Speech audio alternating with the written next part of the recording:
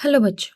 So let's read the question given here. So the question here says कि glomerular filtration rate would be decreased by कि जो glomerular filtration rate होता है वो कैसे decrease हो सकता है. तो पहले अगर हम देखें तो पहले हम देखेंगे कि हमारे पास इस पर्टिकुलर क्वेश्चन का की कॉन्सेप्ट क्या होना चाहिए. तो इस क्वेश्चन का यहाँ पे की कॉन्सेप्ट होगा क्या ना, ग्लोमेरुलर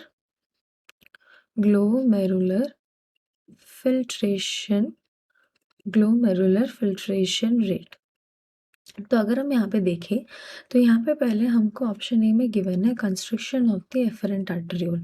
तो ये गलत है क्योंकि अगर एफरेंट आर्टरियोल क्या होता है, दिस इज द लीविंग आर्टरियोल, मतलब जो कि ग्लोमेरुलस को लीव कर रहा होता है.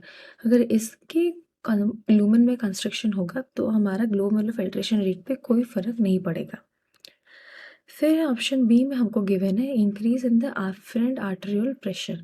तो ये हमारा सही है क्योंकि अगर इंक्रीज होगा एफरेंट आर्टरियोल के प्रेशर में, उससे क्या होगा ना, ब्लड फ्लो डिक्रीज हो जाएगा.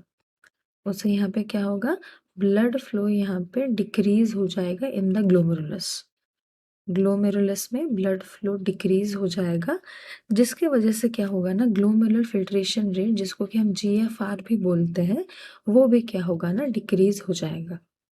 तो ओवरऑल जो हमारा पर्पस है वो मेंटेन हो रहा है. तो हम अगर देखें तो ग्लोमेरुलर फिल्ट्रेशन रेट के डिक्रीज होने का क्या सबसे मेन रीजन है, decrease in the glomerular hydrostatic pressure. फिर यहाँ पे हमको ऑप्शन सी में गिवन है compression in the renal capsule.